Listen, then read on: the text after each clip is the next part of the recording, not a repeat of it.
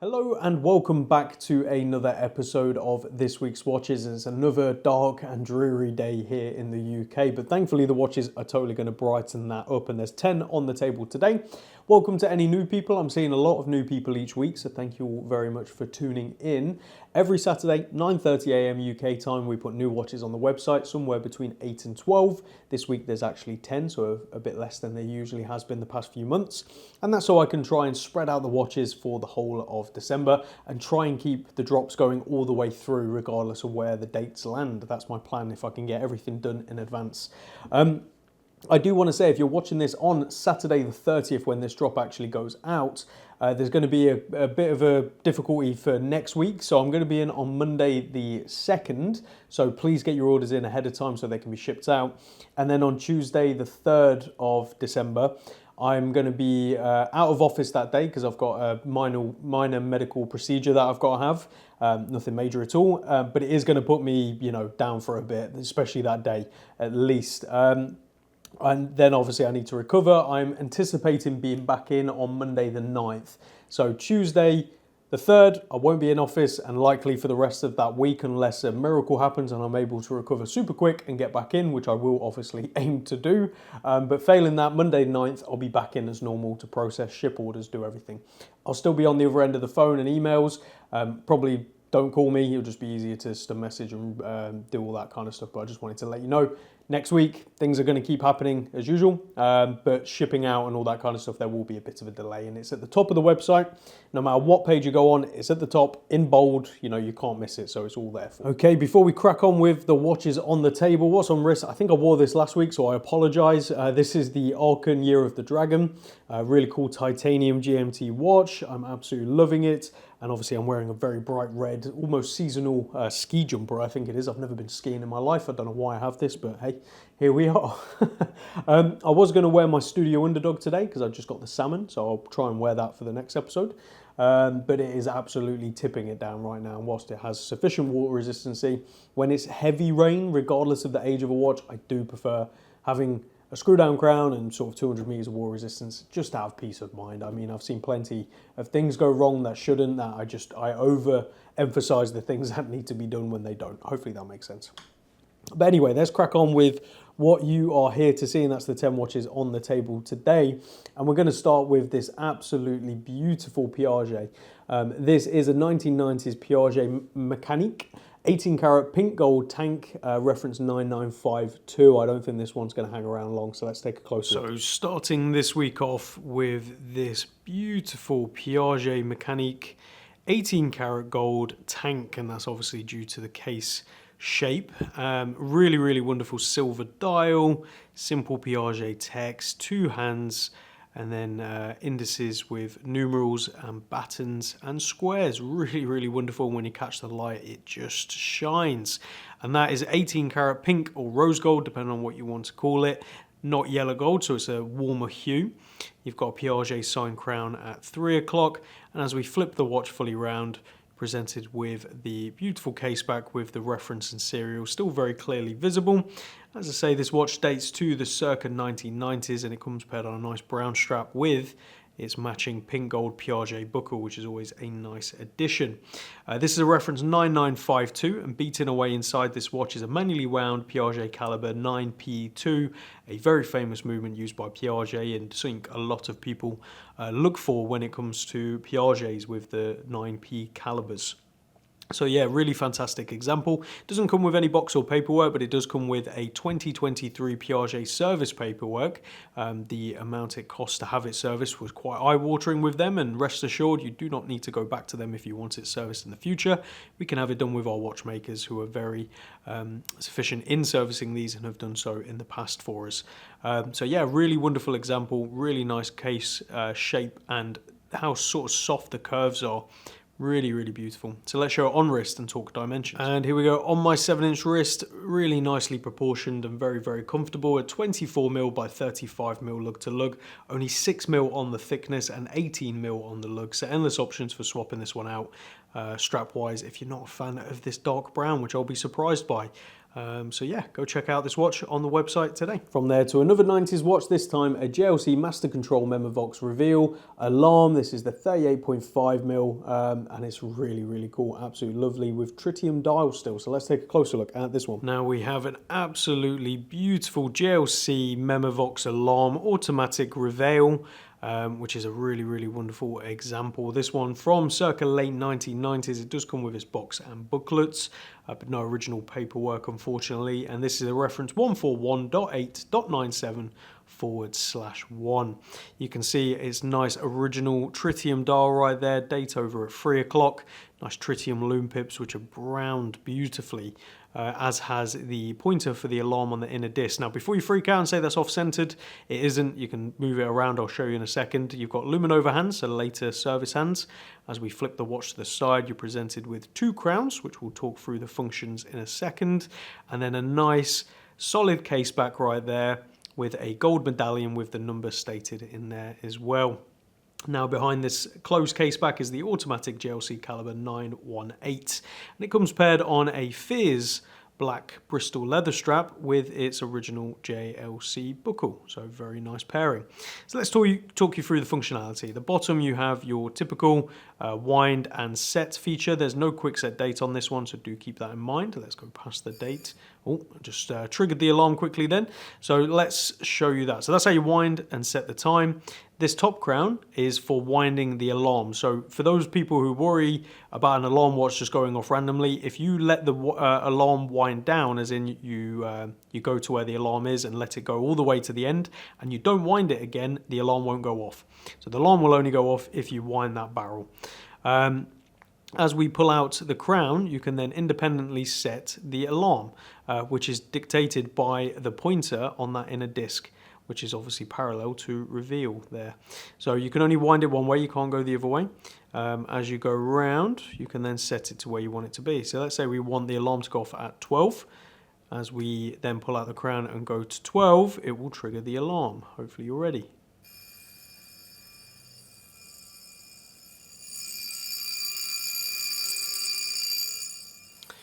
So there you have it, a very cool alarm watch.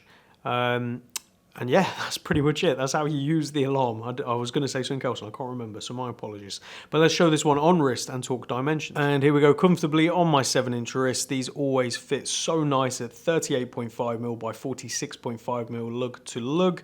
13.5mm on the thickness and 20mm on the lug, so endless options for swapping this one out. It's going to look good on a variety of straps, you know, browns, blues, you name it. It's going to look good on this one. So go check it out on the website today. From there over to finally the best, in my opinion, Seiko Prospex 1965 diver recreation on the original 62 MAS. Having bought and sold many original 62 MAS, this is the best one they have done yet to date, and I think probably will be. So this is the reference SJE093J1, limited to 1,965 pieces and sold out pretty damn quick from retail. So let's take a closer look. Now for the Seiko Prospex 1965 recreations, this is a almost perfect homage to the Seiko 62 MAS from back in the day. A very, very cool dive watch that was featured in multiple films back in the day, and this is a faithful recreation of that, even featuring the sort of glossy bezel and the sort of silver grey dial, those big bold loom pips and those iconic hands as well. Date over at 3 o'clock, and it's just a overall very well done limited edition. They only made 1,965 of these and they all pretty much sold out instantly. And this is the reference SJE093J1. As we flip it over, you're presented with the Seiko sign crown right there, which is obviously screw down. And then as you flip it over, the iconic dolphin case back right there, done very true to the original. And inside there, beaten away, is the automatic Seiko 6L37, so a higher grade movement than you'd typically expect on some other Seikos, and it comes with the price tag. Very nice tropic style rubber strap with its Seiko signed keeper and its sterile buckle.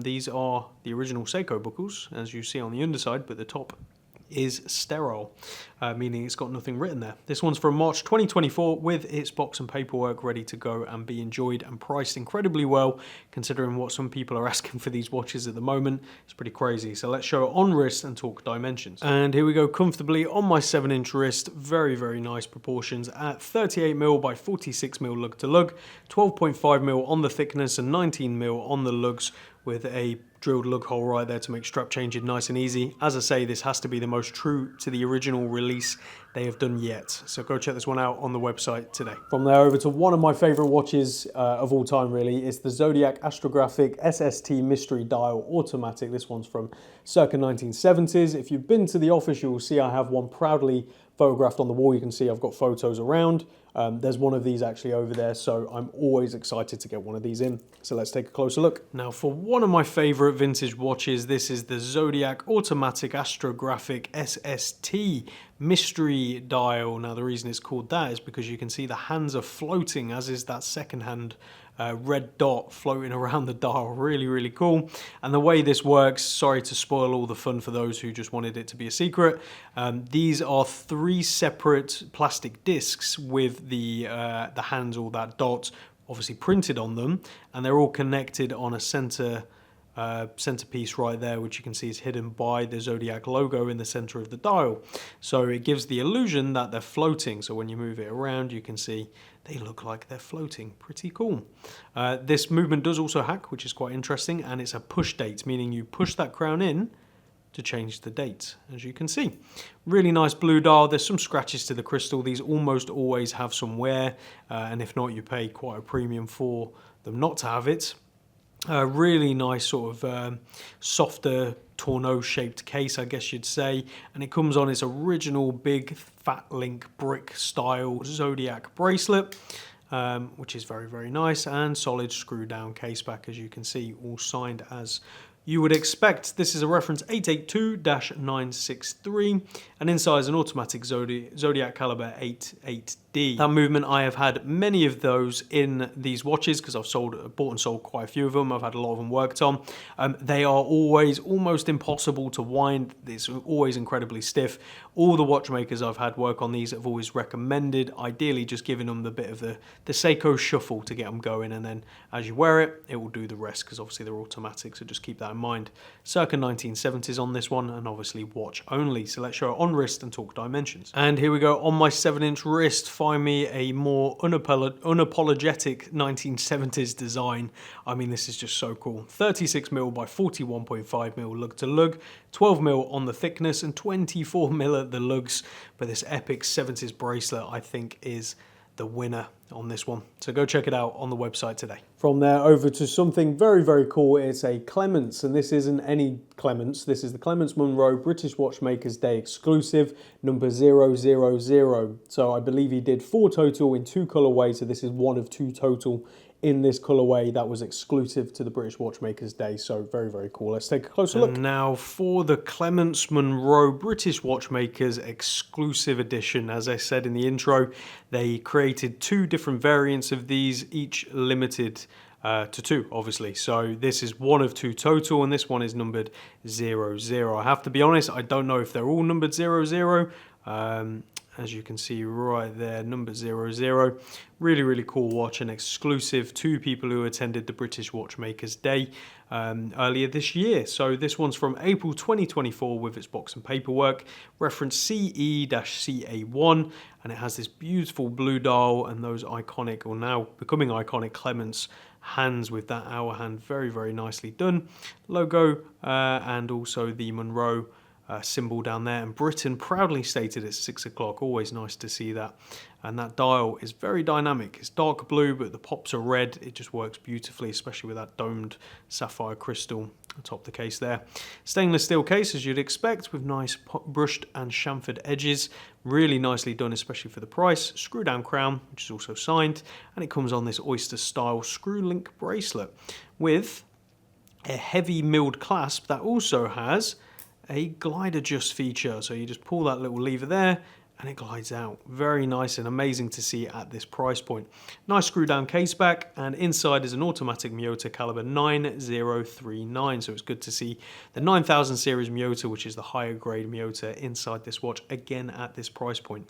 It also comes with its the rest of its links, but the Clemence leather strap as well is also in the box. So let's show this one on wrist and talk dimensions. And here we go. On my 7-inch wrist, you can see if you get certain lights, that dial just goes black, and then other lights it shines blue. So this is 37.5mm by 44.5mm lug to lug, only 10mm on the thickness and 20mm on the lugs. So endless options for this one, and go check it out on the website today. From there over to a insanely valued 1950s JLC 18 karat yellow gold. This has the caliber P480/C, which there's some movement photos on the additional photos on the website, so be sure to check those out. Beautiful caliber, and to get an 18 karat gold JLC for the price we're asking for this is kind of insane. So let's take a closer look. Now for a 1950s Jaeger-LeCoultre JLC 18 karat gold. This is yellow gold with a beautiful dial. Now that dial, obviously, or I say obviously, it's not obvious to everyone, but that has been refinished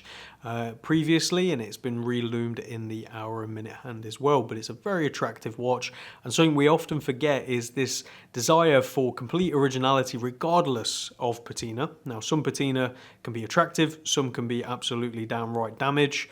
But nowadays both are valued equally, and refinished not so much. So that's why the price of this one is so affordable compared to what you'd expect it to be if it was an original dial and hands. But what we forget is just 15-20 years ago, it was common for pretty much all vintage watch shops to have their dials refinished, especially with any patina at all. It wasn't desirable then. So it's funny to see how things become cyclical, and therefore these are now incredibly well priced and positioned in the market. So a great opportunity to pick up. Still a beautiful JLC. You've got a nice gold crown right there, and quite nicely a screw down case back, which for this period and style of watch is quite unusual. Typically you expect a snap-on case back. Hallmarks nice and visible on the side of the case, and obviously on the inside of the case as well. And this is a reference A723467, and inside, as I said, is a beautifully manual wound JLC caliber P480/C, which is finished to a super high degree and very JLC, so be sure to check those photos out under the points of mention. Got it paired on a nice black strap that I think suits the watch beautifully, but it's also going to look great on a brown leather as well. So let's show it on wrist and talk dimensions. And here we go. On my 7-inch wrist, that looks surprisingly good with that bright red jumper I'm wearing. This is 33.5mm by 41mm lug to lug, only 9mm on the thickness and 17mm on the lugs. So go check out this really wonderful watch on the website today. And from there to something really, really fun and different and very affordable as well. That's a Lanvin Paris Disco Volante with an ETA movement, mechanical, with sort of like a record dial. Very, very cool. Let's take a closer look. Now for something a bit different today, this is a Lanvin Paris Disco Volante, I've called it, because of the case shape. I mean, when you move those straps, it looks like there's nothing there because the lugs are actually hidden underneath the case profile. So a really cool looking watch, and you can see that dial is a black record dial with that record texture. Simple Lanvin Paris stated right there, and it's 2 sword hands. I mean, you can't get more classic than that.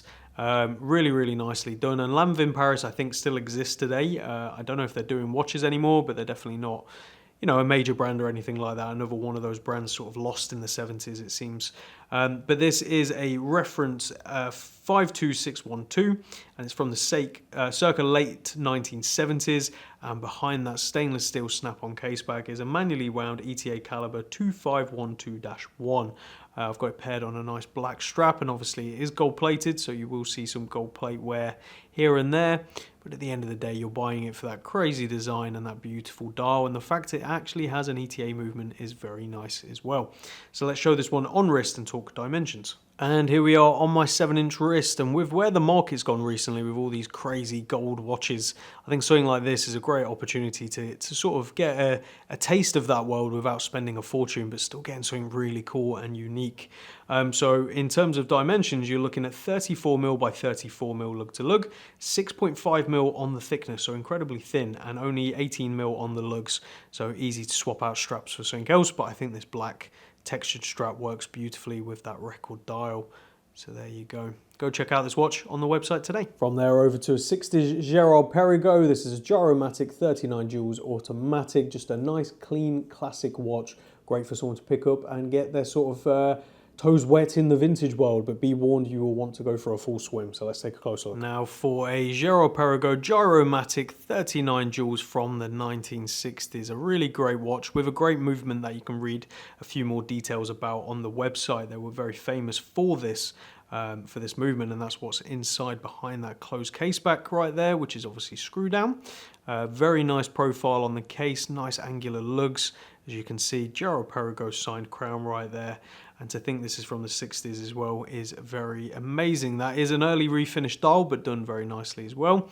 And a similar thing to what we were talking about just a second ago with JLC. It's amazing how people now would rather originality over everything, regardless of how badly damaged or water damaged or anything a dial could be. People often tend to want that more than a refinished dial like this, even though in today's market refinished dials like this are so cheap because of that, which is a shame. I think, you know, as long as it's disclosed properly and it looks nice, there's no harm done, in my opinion. It's when people aren't disclosing it, which seems to happen far too often, unfortunately. But yeah, let's show this one on wrist and talk dimensions. And here we go on my 7-inch wrist. Really nice on the wrist, and again, great value for money. When you consider what it has. This is 33.5mm by 41mm lug to lug, only 11.5mm on the thickness and 19mm at the lugs. It's currently paired on like a blue canvas strap, which I think does suit the watch nicely. So go check it out on the website today. From there to a 2000s Ebel Sports Wave steel and gold ultra thin quartz 34mm. This is insanely thin. This is thinner than most watch bracelets. Never mind cases in the first place. Incredible. Let's take a closer look. Now for the Ebel Sport Wave, and this is the quartz model from the circa 2000s, and it does come with this very nice Ebel leather pouch that the watch sits in. You've got a nice clean white dial, simple stick sword hands, and exploding Roman numerals right there with the Ebel logo and quartz proudly stated. It's steel and 18 karat gold, as you can see on the bezel and crown, with these thin sort of slithers of gold throughout the bracelet, which is very, very nice, almost like scales right there. I mean, just look at how that catches the light. And then you're presented with a push button clasp right here, which is fastened like a seat belt. So very nicely done. I'm trying to do this through the camera, so I apologize, but that's how it works. Then you push the buttons to open it up. Solid case back right there with all the reference and all the details stated. This is a reference 181903, as I say, from the circa 2000s. Nice Swiss quartz movement inside there, and this is the nice size at 34mm as well, so it just really, really works. Comes with all of its links, so it's a nice big bracelet. But yeah, let's show it on wrist and talk dimension. And here we go on my 7-inch wrist. I mean, it just disappears on the wrist. So comfortable, and it feels so soft. Right now it's way too big for my wrist, but you can sort of see how that looks. I mean, a watch like this, I think most people should at least have a quartz watch in their collection, especially if they have more than like 5-6 watches. You might as well have one quartz watch that you can always just go to and rely on. Something like this I think would fit in a collection nicely. Yeah, looks very cool. So this is 34mm by 38.5mm lug to lug, only 4.5mm on the thickness, which is insane, and 19mm at the lugs here with the bracelet coming off. So go check it out on the website today. And last but by no means least, a Bulova Lunar Pilot chronograph blue. This is the sort of newer shaped case in 43.5mm. It's much better on the wrist, and this is the white with blue dial. I've been wanting to get one of these in for a while. Really nice. Let's take a closer look. For the Bulova Lunar Pilot, which has its own sort of right to the moon landing, because in 1971, I believe it was, off the top of my head, this was worn on the moon. Well, not this one, but one of their watches was worn actually on the moon because the Speedmaster that the astronaut had failed, and this was his backup. So he had every right to use it, and it's sort of Bulova's claim to fame. And they've obviously recreated the watch since in a few different variants and sizes. I think a lot of people are still waiting for a smaller version, and they've sort of done that. They've redefined the case on this one, so they brought it down in size. But if you want more details on all of what I was just talking about, by the way, we've got a nice little write-up on the website with the exact details rather than my off-the-cuff details, just like that. So this is the reference 98K112, and this is the very nice textured white dial with those blue highlights, as you can see, and this has a high performance quartz movement, which is a high beat, as you can see. It gives the illusion of a mechanical watch, without actually being a mechanical watch, and it flies back like so, all the way around the outside. Very nicely done. You've got blue on the pushers, nice big prominent crown right there, and it comes on sort of like a presidential Jubilee style bracelet. This one is from April 2023 with its box and paperwork. It comes with all of its links, including its spare strap that it comes with in the box, and you can see that's how the clasp closes. Very nicely done, and solid screw down case back with all the details written right there. I assume even, yeah, 1971 is talking about it right there. I could have just read it off the case back, but hey ho. So yeah, let's show this one on wrist and talk dimensions. And here we go on my 7-inch wrist. Now it's obviously a bigger watch, but it wears surprisingly well, and I could totally get away with this one. This is 43.5mm by 51mm lug to lug, 13.5mm on the thickness and 20mm on the lugs. So go check out this watch on the website today. So there you have it, guys and girls. This week's drop, 10 awesome watches. I suspect some of them are not going to last long at all. Let me know down in the comments what is your favorite. Mine has to be, surprisingly, or maybe not surprisingly, the Zodiac. And then close second is Piaget, but as I say, every single week I can justify every watch on this table and absolutely love them. This is probably the most quirky and fun on the table, but yeah, there's some really great watches. So I look forward to hearing what's yours. I look forward to seeing you all again next Saturday, even though I'm not in for most of next week. As I say, I'm in on Monday, so if you're watching this at the weekend, get your orders in so I can ship out on Monday. But if you will see a drop, hopefully next week, I'm working on it as we speak, this week for next week as well, if that makes sense. So we'll see you all again then. Take care.